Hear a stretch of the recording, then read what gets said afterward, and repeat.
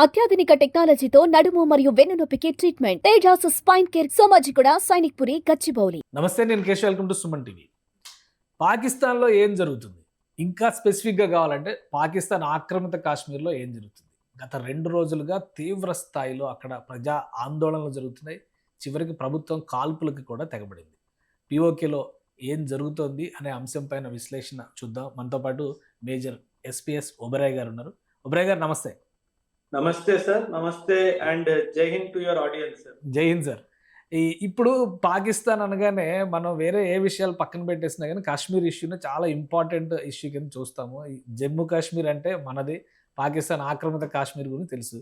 పెద్ద ఎత్తున ఆందోళనలు జరుగుతున్నాయి, ఫైరింగ్ దాకా వెళ్ళారు. అసలు ఎందుకు ఈ ఆందోళన స్టార్ట్ అయినాయి, ఏం జరుగుతుంది, పాకిస్తాన్లో ఆక్యుపైడ్ కాశ్మీర్లో ఉన్నటువంటి ప్రజలు ఏం కోరుకుంటున్నారు? సార్ ఖచ్చితంగా ప్రజలకి, సార్ సామాన్య ప్రజలకి కావాల్సింది ఏంటి సార్? మంచి ఫుడ్, ఆహారము, ఒక ఇల్లు ఉండడానికి, పిల్లలకి మంచి education, health and political representation sir.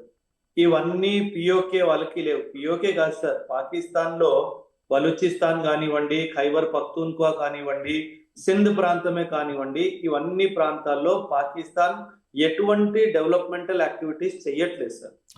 And this is me me viewers అందరి ఇన్ఫర్మేషన్ కోసం సార్, పిఓకే గత 75 సంవత్సరాలుగా వాళ్ళ ఆక్రమణంలోనే ఉంది సార్. కాకపోతే ఎటువంటి డెవలప్మెంటల్ ఎఫర్ట్స్ పాకిస్తాన్ అందులో చేయలేదు సార్. మీరు ఇది యాక్చువల్లీ నవ్వదగిన విషయం సార్. పిఓకే మాది అంటారు, అంటే కశ్మీర్ మాది అంటారు. వాళ్ళ పార్లమెంట్ లో కశ్మీర్ కి ఒక్క ఓటు ఇవ్వలేదు సార్, ఒక్క సీట్ ఇవ్వలేదు సార్. అంటే 75 సంవత్సరాలు నువ్వు అక్కడ ఇన్ఫాక్ట్ అక్కడ నుంచి మినరల్ రిసోర్సెస్ ని ఎక్స్ట్రాక్ట్ చేసుకుంటున్నావు, అక్కడ ఉన్న ఖనిజాలన్నింటినీ నువ్వు ఎక్స్పోర్ట్ చేసుకుంటున్నావు. పాకిస్తాన్ ఆక్యుపైడ్ కశ్మీర్ లో షాక్స్గమ్ వ్యాలీ సార్, మన గ్లేషియర్ ని చైనాకు కూడా ఫ్రీగా దానం చేసావు. అంటే అక్కడ ప్రజల గురించి ఏమాత్రము పాకిస్తాన్ కి ఆలోచన లేదు. సో ఇది జరగాల్సిందే సార్. కానీ అంటే ఒకటి అంటే మన ఇండియన్ పర్సెప్షన్ లో అయితే ప్రతిసారి జమ్మూ కాశ్మీర్ లేదా కాశ్మీర్ మొత్తం అఖండ కాశ్మీర్ మనదే అని మనం మాట్లాడతాం, వాళ్ళు కూడా మనదే అని మాదే అని వాళ్ళు మాట్లాడతారు. ఇక్కడ పిఓకేలో జరుగుతున్న ఆందోళనలు కేవలం ఈ సౌకర్యాలకు సంబంధించి లేదా సుఖజీవనానికి సంబంధించి ఎలాంటి వస్తువులు ప్రభుత్వం కల్పించట్లేదు కాబట్టి దానికి వ్యతిరేకత, లేదంటే జమ్మూ కాశ్మీర్లో జరుగుతున్న డెవలప్మెంట్ను చూసి మేము విడిపోతే లేదా కాశ్మీర్లో కలిస్తే, భారత్లో కలిస్తే మా జీవితాలు బాగుపడతాయనే ఆలోచన నుంచి వచ్చిందా? ఎందుకంటే 38 డిమాండ్లు పెట్టింది అవామీ యాక్షన్ కమిటీ దీనికి సంబంధించి, కానీ ఒక్క డిమాండ్ని కూడా పాకిస్తాన్ ప్రభుత్వం అంగీకరించలేదు. సో ఏ యాంగిల్లో చూడాలి మనం దీన్ని? సార్ ఇది ఫస్ట్ ఆఫ్ ఆల్ మనము టెక్నికల్ గా మాట్లాడాలి అంటే ఒక పుల్ ఫ్యాక్టర్, ఒక పుష్ ఫ్యాక్టర్ ఉంటుంది సార్. ఓకే. పుల్ ఫ్యాక్టర్ వచ్చేసి ఇప్పుడు మనమే ఉన్నాం సార్, మన పక్క ఊరు చూసుకుంటాము. పక్క ఊర్లో అన్ని బాగుంటే మన సర్పంచ్ మనం చంపేస్తాం. ఆ ఊర్లో రోడ్లు బాగున్నాయి, ఆ ఊర్లో నీళ్లు బాగుంది, ఆ ఊర్లో ఉద్యోగాలు బాగుంది, కల్చరల్ యాక్టివిటీస్ బాగున్నాయి అని చెప్పి. సో ఖచ్చితంగా పాకిస్తాన్ దగ్గర ఉన్న కశ్మీర్ లో ఉన్న ప్రజలు ఇప్పుడు గత 15-20 సంవత్సరాలుగా కశ్మీర్ లో జరుగుతున్న డెవలప్మెంట్ ని చూస్తున్నారు, గమనిస్తున్నారు సార్. ఇప్పుడు మన దగ్గర ఏమో మంచి మంచి రోడ్లు ఉన్నాయి, పెద్ద పెద్ద కాలేజీలు, స్కూల్స్ వస్తున్నాయి, టూరిజం వస్తుంది, ఇంతమంది అన్ని దేశాల నుంచి అక్కడ కాశ్మీర్ కి విజిట్ చేయడానికి వస్తున్నారు. అక్కడ సెక్యూరిటీ, ఆర్మ్డ్ ఫోర్సెస్ మంచి సెక్యూరిటీ ప్రొవైడ్ చేస్తున్నారు. ఇవన్నీ మనం పిఓకేలో చూసుకుంటే ఏమీ లేవు. సో ఖచ్చితంగా ఒక కంపారిటివ్ అనాలిసిస్ అయితే వస్తుంది సార్. రెండో విషయము పుష్ ఫ్యాక్టర్. అక్కడ ఉన్న ప్రజలకి ఎటువంటి సౌకర్యాలు అక్కడ ప్రభుత్వం ఇవ్వట్లేదు కాబట్టి అక్కడ ఒక పుష్ ఫ్యాక్టర్ కూడా క్రియేట్ అవుతుంది. ఆ పుష్ ఫ్యాక్టరే ఇలా ఆందోళనకి, నిరసనలకి దారి తీస్తుంది సార్. సో ఇది మన భారతదేశానికి ఎంతో మంచి విషయం సార్. ఇది ఎందుకు నేను మంచిది అంటున్నానంటే సార్, ఈ రోజు కాకపోయినా రేపైనా పిఓకేని మనము ఒక మిలిటరీ ఆపరేషన్ చేసి తీసుకోవాల్సిందే, అది జరుగుతుంది. అది జరిగినప్పుడు వీళ్ళు ఆటోమేటిక్ గా ఇండియా వైపు మళ్ళీ పోవడం జరుగుతుంది సార్. ఎందుకంటే వాళ్ళకి కావాల్సిందే మంచి సౌకర్యము, మంచి లైఫ్.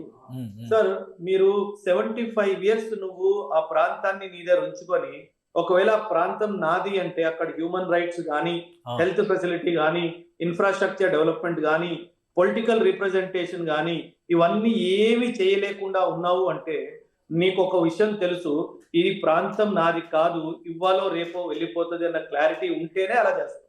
ఓకే. సో ఖచ్చితంగా ఇది మన భారత అవును ప్రభుత్వానికి మీరు మీరు మీరు ఇక్కడే ఒక పాయింట్, ఇందాక రాజకీయంగా అవకాశాలు ఇవ్వట్లేదు అన్నారు. మన వాళ్ళేమో కాశ్మీర్ పునర్విభజన మొన్న జరిగినటువంటి విభజన జరిగిన సందర్భంలో ఆక్రమిత కాశ్మీర్ కూడా అసెంబ్లీ స్థానాలు కేటాయిస్తూ లిస్ట్ ఇచ్చారు, రిజర్వ్ చేశారు. 24 సీట్లు రిజర్వ్ చేశారు. అక్కడేమో ఆక్రమిత కాశ్మీర్లు అంటే వాళ్ళు చెప్తుంటే ఆజాద్ కాశ్మీర్ అన్నారు, అక్కడ ఉన్న 12 సీట్లు కూడా తీసేశారు. ఎందుకని షాబాజ్ ప్రధానమంత్రిగా బాధ్యతలు తీసుకున్న తర్వాత ఆక్రమిత కాశ్మీర్ పైన మరింత ఎక్స్‌ప్లాయిటేషన్ దిశగా అడుగులు వేస్తున్నారా? ఎందుకని ఆ నిర్ణయం తీసుకోవాల్సి వచ్చింది అక్కడ? అంటే సార్ వీళ్ళు ప్రెషర్ క్రియేట్ చేస్తారు సార్. అంటే ప్రెషర్ క్రియేట్ చేసి ఇప్పుడు పిఓకేలో మిలిటరీ ప్రెజెన్స్ పెంచాలి అనుకోండి. పాకిస్తాన్ ఆక్యుపైడ్ కాశ్మీర్ లో మిలిటరీ ప్రెజెన్స్ ని పెంచాలి అంటే అక్కడ ఆందోళన జరగాలి కదా సార్. అవును. సో ఆందోళనని జనాలని ఒక ఒక ఒక ఫోర్స్ తో ఒక ప్రెషర్ క్రియేట్ చేసి ఆందోళనకి దిగేటట్టు చేసి అక్కడ మిలిటరీ ఫోర్స్ ని పెంచడానికి ఇలాంటి అదోపనలు చేస్తారు సార్. పాకిస్తాన్ కి ఒక విషయం అర్థమైపోయింది, ఇవాళ రేపు భారత ప్రభుత్వం పిఓకే మీద ఒక మిలిటరీ క్యాంపెయిన్ చేస్తుంది అని. ఈ మిలిటరీ క్యాంపెయిన్ చేసినప్పుడు నా సోల్జర్స్ అక్కడ ఫిజికల్ గా ప్రెసెంట్ ఉండాలి అంటే ఏదో నిరసన అక్కడ చేయించి అక్కడ నా సోల్జర్ స్ట్రెంగ్త్ ప్రెజెన్స్ ని పెంచి అప్పుడు ఇండియాతో ఫైట్ చేయడానికి సిద్ధంగా ఉండాలి అన్న ఉద్దేశంతోనే చేస్తున్నది ఇంకే. అంటే పాకిస్తాన్ ఒక రకంగా మరోసారి ఉద్రిక్తతలకి కవ్వింపు చర్యలకి పాల్పడుతున్నట్టేనా? ఎందుకంటే ఐక్యరాజ్య సమితి డిస్కషన్స్ లో కూడా టర్కీ కూడా రాత్రి నిన్న పాకిస్తాన్ ఈ వివాదాన్ని, కాశ్మీర్ వివాదాన్ని ఐక్యరాజ్య సమితే పరిష్కరించాలని చెప్పారు. భారతదేశం తీవ్ర నిరసన వ్యక్తం చేసింది. సో మరోవైపు ఆక్రమిత కాశ్మీర్లో ఈ ఆందోళనలు, మిలిటరీ ప్రజెన్స్, ఇదంతా కూడా ఒక యాక్షన్ ప్లాన్ ప్రకారం జరుగుతుందా? 100% సార్. వీళ్ళకి Saudi Arabia, Turkey, Khattar, UAE, Iran, Yemen వీళ్ళందరూ పాకిస్తాన్ కి డబ్బులు ప్రొవైడ్ చేసేవాళ్ళు సార్. ఓకే. వీళ్ళు ఇస్లాం ని ప్రొటెక్ట్ చేస్తున్నాము అన్న అంశం మీద డబ్బులు తీసుకొని వస్తారు. ఇప్పుడు ఆ డబ్బులు తీసుకొచ్చిన దానికి అక్కడ మేము ఏం నిరసనలు చేయించామో వాళ్ళందరూ కూడా చూపించాలి కదా. సో ఖచ్చితంగా ఇదంతా ఒక ప్లాన్ ఆఫ్ యాక్షన్ ప్రకారంగానే జరుగుతుంది. కాకపోతే పాకిస్తాన్ కి ఒక విషయం ఇప్పుడు ఏం అర్థమైపోయిందంటే పిఓకేలో ఉన్న ప్రజలు ఇండియా వైపే వాళ్ళ ఆసక్తి ఉంది, మన వైపు లేదు అన్న విషయం మాత్రం వాళ్ళకి క్లియర్ గా అర్థమైపోయింది. అంటే ఇవాళ రేపట్లో బలూచిస్తాన్ ఎలాగైతే వేరైపోతుందో అదే విధంగా పిఓకే కూడా వేరవడం జరుగుతుంది. అది మళ్ళీ మన భారతదేశంలో ఒక అంగంలా జాయిన్ అవ్వబోతుంది. It is only a matter of times. And ఖచ్చితంగా అక్కడ ఉన్న ప్రజలు మనం మిలిటరీ క్యాంపెయిన్ చేసినప్పుడు మనల్ని 100% సపోర్ట్ చేస్తారు. ఓకే. కానీ ఒక్క విషయం అండి, ఇప్పుడు పాకిస్తాన్ క్రికెట్ టీమే రాఫెల్స్ గురించి ఇలా సిగ్నల్స్ ఇస్తున్నారు కదా, అంత మిగతా అంటే జమ్మూ కాశ్మీర్ ఆక్రమిత కాశ్మీర్లో ఉన్న వాళ్ళకంటే వీళ్ళు కొంచెం అడ్వాన్స్డ్ అయి ఉండొచ్చు, చదువుకున్న వాళ్ళు అయి ఉండొచ్చు అని అనుకుంటాం మనం. వాళ్ళే అలా సిగ్నల్స్ ఇస్తుంటే చాలామంది ఇండియన్ లీడర్స్ చెప్పిన మాట ఏంటంటే ఆక్రమిత కాశ్మీర్లోకి వెళ్ళినా కానీ అక్కడ ఉన్న ప్రజలను గత 75 సంవత్సరాలుగా ఫుల్ బ్రెయిన్ వాష్ చేసి వాళ్ళని ఛాందసవాదం దిశగా మరల్చారు. మనం వెళ్ళినా కానీ వాళ్ళని ఆక్రమించి ఆ భూభాగాన్ని తెచ్చుకోగలం కానీ వాళ్ళ మనసులను గెలవలేము అంటున్నారు. సో నిజమే అంటారా? మీరు చెప్పిన రెండు కాంట్రాస్ట్ గా అనిపిస్తున్నాయి కదా. లేదండి, నా ఉద్దేశం ఏంటంటే సార్, మేబీ ఇమీడియట్ గా ఇండియా వైపు మనసు మారకపోవచ్చు సార్.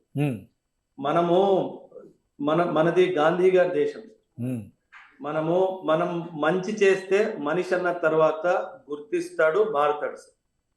వాళ్ళకే 1 సంవత్సరం 2 సంవత్సరాలు ఇండియా శాసనంలో ఉన్న తర్వాత వాళ్ళు 75 ఇయర్స్ వాళ్ళకి ఏం దక్కలేదు అన్న క్లారిటీ వాళ్ళకి వచ్చేస్తుంది సార్. ఓకే. మేబీ ఇమ్మీడియట్ గా మన వైపు అందరూ రాకపోవచ్చు.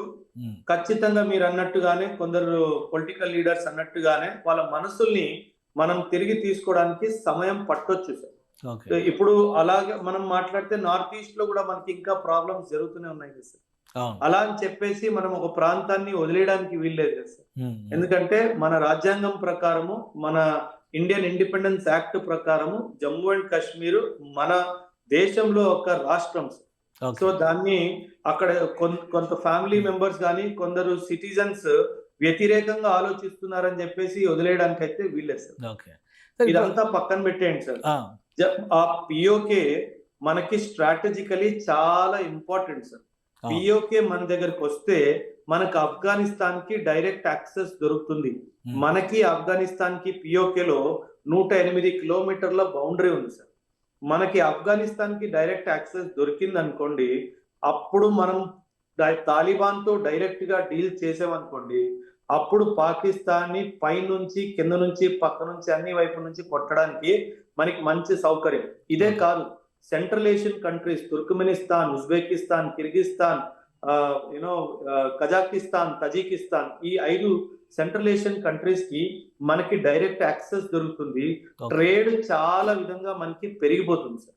ఓకే. సో పిఓకే మనకి ఒక కాన్స్టిట్యూషనల్ డ్రీమే కాదు, ఒక ఇండిపెండెంట్ డ్రీమే కాదు, ఇందులో ఒక ఎకనామిక్ వాల్యూ కూడా ఉంది సార్. ఓకే. సో ఖచ్చితంగా మన పిఓకేని తీసుకోవాలి. And I think this is the right time sir. Sir ఇప్పుడు This is the right PoK అంటే వాళ్ళు చెప్తున్నటువంటి ముజఫరాబాద్, కోట్లీ, మీర్పూర్తో కలిసి ఉన్నటువంటి ఆజాద్ కాశ్మీర్ ప్రాంతం మాత్రమేనా, గిల్గిట్ బల్టిస్తాన్ ఏరియాస్ కూడా ఇప్పుడు ఈ ఆందోళనలో భాగస్వాములై ఉన్నారా? అంటే ఓపెన్ గా అయితే రాలేదు సార్ ఇంకా. బట్ హిస్టారికల్ గా మనం చూసుకుంటే గిల్గిట్ బాల్టిస్తాన్ వాళ్ళకి ఎటువంటి డెవలప్ ఉంది సార్ మీరు చెప్పండి. 1945 లో 1947 లో వాళ్ళ పరిస్థితులు ఎలా ఉన్నాయో 2025 లో ఇంకా దిగజారిపోయాయి సార్. ఓకే. సో ఎందుకు వాళ్ళు పాకిస్తాన్ లో ఉండాలని అనుకుంటారు? మీరే చెప్పండి. సో ఖచ్చితంగా ఒక్కసారి మనం పిఓకేలో ఎంటర్ అయ్యామంటే గిల్గిట్ బాల్టిస్తాన్ వాళ్ళే మనకి పిలిచి ఆహ్వానం ఇచ్చి మమ్మల్ని మీలోనే కలుపుకోండి అని చెప్పే టైం వస్తుంది. మీరు నేను మన ఇద్దరం చూస్తాం సార్. రైట్. ఇప్పుడు పాకిస్తాన్లో చాలా డిమాండ్లు వస్తున్నాయి సార్. సింధ్ దేశ్ అని చెప్పని వాళ్ళు అంటున్నారు. ఇంకోవైపు బలూచిస్తాను, ఖైబర్ పఖ్తూన్వా, ఇవన్నీ విడిపోతే పాకిస్తాన్ మిగిలేదు పంజాబ్ మాత్రమే. అదే జరుగుతుంది సార్. రాజకీయంగా పాకిస్తాన్ దానికి ప్రిపేర్ అయి ఉందా ఈ జరుగుతున్న పరిణామాలన్నీ చూస్తుంటే? సార్ యాక్చువల్లీ బంగ్లాదేశ్ కూడా జరగకూడదు సార్. వీళ్ళు చేసిన ఎదవ పని వల్లే బంగ్లాదేశ్ జన్మించింది సార్. వీళ్ళకి ఎలా అంటే పాకిస్తాన్ పాలిటిక్స్ కానీ మీరు మిలిటరీ లీడర్షిప్ తీసుకున్నా కానీ complete domination Punjabis they sir. Okay. వీళ్ళు పొలిటికల్ ల్యాండ్స్కేప్ అయినా, మిలిటరీ లీడర్షిప్ అయినా సరే, ఇంటెలిజెన్స్ నెట్వర్క్ లో లీడర్షిప్ అయినా సరే, కంప్లీట్ డామినేషన్ పంజాబ్. ఓకే. 1970లో పాకిస్తాన్ లో జరిగిన ఎలక్షన్స్ లో బెంగాల్ కి చెందిన షేక్ ముజీర్ రెహమాన్ గారికి మెజారిటీ ఓట్స్ వచ్చిన ఒక బెంగాలీ పాకిస్తాన్ కి ప్రైమ్ మినిస్టర్ ఎలా అవుతాడని చెప్పేసి ఆయన్ని ప్రైమ్ మినిస్టర్ అవ్వనివ్వలేదు. ఓకే. వీళ్ళు చేసిన మూర్ఖత్వం వల్లనే ఈస్ట్ పాకిస్తాన్ విడిపోయింది. వీళ్ళు ఒక్క నయా పైసా కూడా మారలేదండి. సో వీళ్ళు చేసే మూర్ఖత్వం వల్లనే బలూచిస్తాన్ పోతుంది, ఖైబర్ పఖ్తూన్ఖ్వా పోతుంది, సింధు పోతుంది, పిఓకే పోతుంది, గిల్గిట్ బాల్టిస్తాన్ కూడా పోతుంది. ఇందులో క్రమంలో చూసుకుంటే అన్నిటికంటే ముందు పిఓకే పోతుంది. సో పిఓకే విషయంలో అంతర్జాతీయ జోక్యం ఏమైనా ఉండే అవకాశం ఉంటుంది? ఎందుకంటే 100% జీరో అవకాశం సార్. ఎందుకంటే మనం షిమ్లా అగ్రిమెంట్ 1972లో పాకిస్తాన్ తో మనం సైన్ చేయించుకున్నాం. ఈ సిగ్నేచర్ కూడా చేయించినప్పుడు 90,000 మంది సైనికులని, ప్రిజనర్స్ ఆఫ్ వార్స్, వాళ్ళని మనం పాకిస్తాన్ కి తిరిగి ఇచ్చినప్పుడు సైన్ చేయించుకున్నాము. దట్ ఇంటర్నేషనల్ మీడియేషన్ ఉండదు, బైలాటరల్ గానే దీనికి కావాల్సిన మనం కూర్చొని మాట్లాడుకుందాం అని చెప్పేసి. పాకిస్తాన్ ప్రతిసారి యుఎన్ జనరల్ అసెంబ్లీలోకి వెళ్ళినప్పుడు వాడి దగ్గర నేను ఆర్థికంగా పెరిగాను, సామాజికంగా పెరిగాను, పొలిటికల్ గా పెరిగాను, ఇవన్నీ మాట్లాడడానికి ఏమి ఉండదు. కాబట్టి ఓన్లీ కాశ్మీర్ ఇష్యూ ఒకటే తీసుకొస్తాడు. ఇంకో విషయం వాళ్ళకి మాట్లాడడానికి కూడా వాళ్ళ దగ్గర ఏం లేదు. అందుకని చెప్పేసి వీళ్ళు కాశ్మీర్ ఇష్యూ తీసుకొస్తారు. కాబట్టి ఖచ్చితంగా వీళ్ళు చేసిన ఏదో పని వల్లే పిఓకే ఫస్ట్ పోతుంది. కానీ ఇందులో ఇండియా జోక్యం ఉంది. ప్రతిసారి ఇండియానే ప్రోత్సహిస్తుంది. బలూచిస్తాన్ విషయంలో కూడా భారతదేశం నుంచి సమర్థన ఉండడం వల్లనే అక్కడ తీవ్రవాదం పెరుగుతుందనే వాదన ఒకటి వినిపిస్తూ ఉంటుంది పాకిస్తాన్. సో పిఓకే ఆందోళనలో కూడా భారత్ జోక్యం గురించి ఏం చెప్పొచ్చు? లేదు సార్, అంటే నేను బికాస్ ఇంటెలిజెన్స్ రిపోర్ట్స్ ఆధారంగా నేను మాట్లాడుతున్నాను కాబట్టి ఇందులో భారతదేశం చేసింది ఏది లేదు అన్నట్టుగానే బయటకు వస్తుంది. రిపోర్ట్స్ ఏమన్నా తేడాగా వస్తే ఖచ్చితంగా దాని గురించి కూడా మనం మాట్లాడుకోవచ్చు. కానీ ప్రస్తుతం ఉన్న పరిస్థితుల్లో ఇండియన్ ఇన్వాల్వ్మెంట్ అయితే ఎక్కడా లేదు అన్నట్టుగానే ఇన్ఫర్మేషన్ వస్తుంది సార్. వాళ్ళని మనం సపోర్ట్ చేస్తామా అన్నది మనం వెయిట్ చేసి చూడాలి. ఎందుకంటే sir at the end of the day అది నా ప్రాంతం సార్, నా ఇన్వాల్వ్మెంట్ ఏంటి, ప్రాంతమే నాదైనప్పుడు నా ఇన్వాల్వ్మెంట్ అన్న ప్రశ్న రాకూడదు సార్ ఫస్ట్. సో వాళ్ళు ఏదైనా వాదన చేయొచ్చు. అండ్ ఇఫ్ ఇట్ ఈస్ మన గవర్నమెంటే చేస్తుంది అంటే నేనైతే 100% సపోర్ట్ ఇస్తాను. కానీ ఒకటి ఇప్పుడు అంతర్జాతీయ సమాజంలో కూడా యుఎన్ మీటింగ్స్ లో ప్రతిసారి అందరూ వేరే వేరే దేశాల నుంచి కూడా కాశ్మీర్ ఇష్యూని ఒక ప్రముఖ ఎజెండాగా తీసుకొస్తున్నారు. ఈ రోజు కాశ్మీర్లో పాక్ ఆక్రమిత కాశ్మీర్లో జరుగుతున్నటువంటి ఆందోళనలు కూడా వాళ్ళ అటెన్షన్ కోసం జరుగుతున్నటువంటి ఆందోళనగా ఎందుకు చూడకూడదు మనం? లేదు సార్, అటెన్షన్ సార్. ఇప్పుడు నేను ఒక మిలిటరీ క్యాంపెయిన్ చేసి పిఓకే తీసుకోవడం నాకు పెద్ద పనేం కాదు సార్. నేను 75 సంవత్సరాలు డిప్లొమాటిక్ గా మాట్లాడుకొని తీసుకోవాలనుకున్నాను కాబట్టే 75 సంవత్సరాలు శాంతిగా ఉన్నాను కదా సార్. ఆ శాంతతని నేను ఇప్పుడు కూడా మనం ఏం చెప్పేది పాకిస్తాన్ కి బైలాటరల్ గానే మాటలు జరుగుతాయి.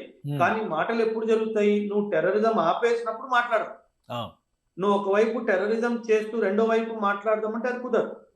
సో నువ్వు టెర్రరిజం ఆపేసి నేను ఎవరైతే టెర్రరిస్టులు నా దేశం మీదకి వచ్చారో వాళ్ళని నాకు అందించేస్తే కూర్చొని మర్చిటి రోజు మాట్లాడు. కానీ నువ్వు అందించినంత మాత్రము మాట్లాడడానికి వీల్లేదు అని చెప్పి మన భారత ప్రధాని మోదీ గారు కానీ, ఎక్స్టర్నల్ అఫైర్స్ మినిస్టర్ జయశంకర్ గాని, మన national security adviser Ajit Doval sir గాని చాలా స్పష్టంగా చెప్పారు, terrorism and dialogue cannot go together. నువ్వు టెర్రరిజం ఆపుతాను అని ప్రమాణం చెయ్యి, నేను చెప్పిన టెర్రరిస్టులు నాకు తిరిగి అందించు, నువ్వు కావాల్సినట్టు కూర్చొని మాట. సో అప్పటిదాకా ఇది ప్రెషర్. ఒకవేళ మనమే ప్రెషర్ పెడుతున్నాం అనుకోండి సార్ పిఓకేలో, అలాంటప్పుడు నేనైతే ఖచ్చితంగా మోదీ గారికి హ్యాట్స్ అవుతాను సార్. ఇప్పుడు ఈ ఆందోళనల ప్రభావం అక్కడ ఉంటున్నటువంటి టెర్రరిస్ట్ క్యాంపులు, మొన్నే పాకిస్తాన్ గవర్నమెంట్ డబ్బులు కూడా రిలీజ్ చేసింది మళ్ళీ అవన్నీ రివైవ్ చేయడానికి. సో ఆ టెర్రరిస్ట్ క్యాంపుల పైన, యాక్టివిటీస్ పైన ప్రభావం చూపించే అవకాశం ఉంటుందా? అంటే సార్, ఒక ఇంటెలిజెన్స్ రిపోర్ట్ ద్వారా వచ్చిన వార్త ప్రకారము ఆపరేషన్ సింధూర్ తర్వాత వీళ్ళు ఈ టెర్రరిస్ట్ క్యాంపులన్నీ ఆఫ్ఘనిస్తాన్ బార్డర్ కి తరలించారని చెప్పి ఒక రిపోర్ట్ వచ్చింది సార్. ఓకే. అంటే ఇక్కడ ఓన్లీ స్కెలిటల్ ఎలిమెంట్స్ కొంతమందినే ఇక్కడ వదిలేసి మిగతా ఇంపార్టెంట్ లీడర్షిప్ ఏదైతే ఉందో టెర్రరిజం కి చెందింది వాళ్ళందరినీ ఆఫ్ఘనిస్తాన్ బార్డర్ కి తరలించారని చెప్పేసి ఆల్రెడీ న్యూస్ ఉంది సార్. సో ఇక్కడ ఎవరైనా టెర్రరిస్ట్ క్యాంపులు ఉన్నా సరే అవి ఓన్లీ మైనర్, అంటే లోవర్ కార్డర్సే పిఓకేలో ఉండుంటారు. ఇప్పుడు ఈ నిరసన జరుగుతుంది కాబట్టి ఖచ్చితంగా ఒకవేళ అవసరం అనిపిస్తే మనం కూడా మిలిటరీలీ ఇందులో ఇన్వాల్వ్ అయ్యే 100% ఛాన్స్ ఉంది సార్. అండ్ అది మాత్రం జరిగితే ఖచ్చితంగా ఇది ఒక స్వర్ణ అవకాశం అవుతుంది మన పిఓకేని మనం తెచ్చుకోవడానికి. ఎందుకంటే మనం కూడా సార్ ఇప్పుడు అమెరికా ప్రతిసారి డెమోక్రసీ అని అంటారు. అవును. సో మనం కూడా డెమోక్రసీ అని చెప్పి లోపలికి వెళ్తాం. సో ఇది ఆపరేషన్ సింధూర్ 2.0కి దారి తీసే అవకాశం ఉందంటారా? 100%. Right sir. Thank you sir విశ్లేషణ అందించినందుకు. Thank you very much sir. Thank you and Jai Hind. జై హింద్ సార్. ఇప్పుడు పాకిస్తాన్ ఆక్రమిత కాశ్మీర్లో జరుగుతున్నటువంటి ఆందోళనలు ఖచ్చితంగా అవి భారత్కి మేలు చేసే విధంగానే భావించాల్సి ఉంటుందని చెప్పని మేజర్ ఒబరాయ్ గారు చెప్తున్నారు. మరోవైపు పాకిస్తాన్ ప్రభుత్వం అనుసరిస్తున్నటువంటి విధానాలే ఆక్రమిత కాశ్మీర్లో ఉన్నటువంటి ప్రజల మనోభావాల్ని తీవ్రంగా గాయపరిచాయి. కాబట్టే వాళ్ళు భారత్ వైపు మొగ్గు చూపుతున్నారు.